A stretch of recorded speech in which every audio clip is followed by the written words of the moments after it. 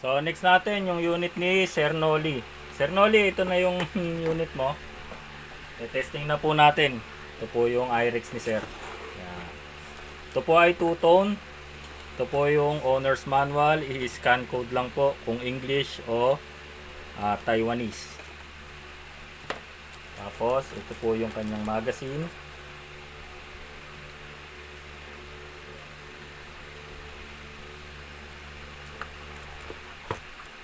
At ito po yung kanyang unit. Yan sir. Ito po ay island barrel. Island barrel. Para siyang sa EMG din na may island barrel.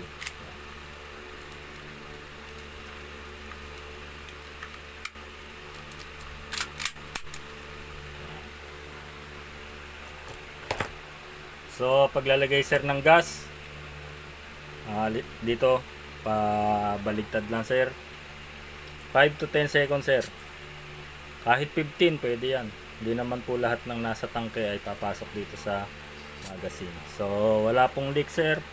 Pag itatago mo na yung magazine sir, wag mo nga aalisan ng gas, ingat din sa pagbagsak para iwas leak dito sa base.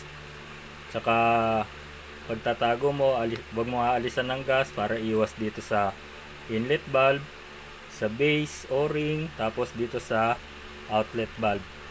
So paglalagay ng bala sir, bababa mo lang yung follower, dito ka po maglalagay ng bala.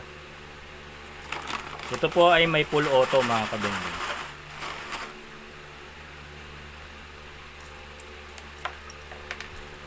So pareho nga high end po yung nakatapos ngayon ng layaway.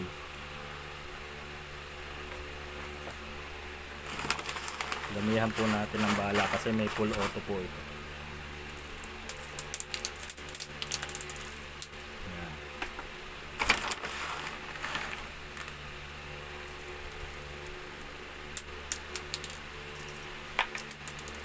So ayan sir, pununo natin.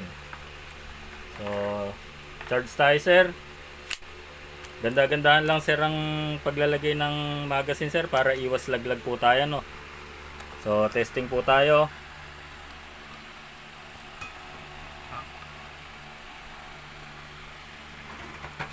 So ito po sir ang iyong selector. So pag naka-up po yan semi-auto, pag naka-down full auto. Tapos ito po yung safe. So charge po muna tayo, semi-auto muna. Tapos ito po yung safe nya sir. Yan. Dito lang ang safe nya. Pag hindi ka naka-grip, di rin yan puputok. Okay. So testing muna, semi-auto.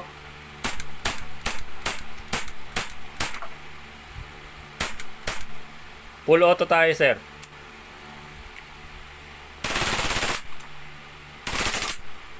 So naubusan tayo ng gas.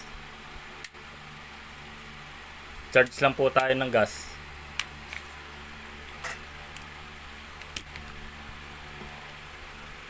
Pag ganun po, may konti lang yung gas na nakakarga natin yan.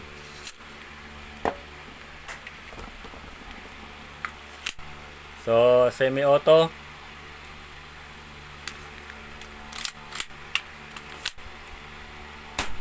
So ayan sir, nag slide stop na po yung unit mo sir.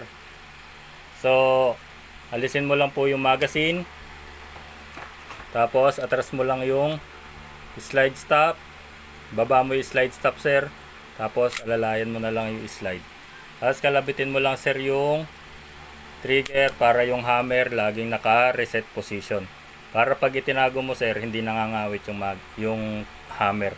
Tsaka yung spring dito. So, yan yung unit mo sir. Papadala na po natin sa inyo yan.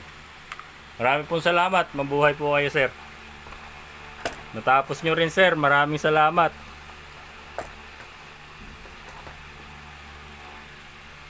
So, yan na po yung dalawang unit. So, ipapadala na po natin yung mga yan, mga kabengbeng. Marami pong salamat sa inyo. Sa mga susunod na may mga magle-layaway, yan po yung mga unit.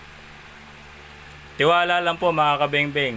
makakauwi po sa inyo ang inyong mga unit. Marami pong salamat mga sir. Mabuhay po kayo.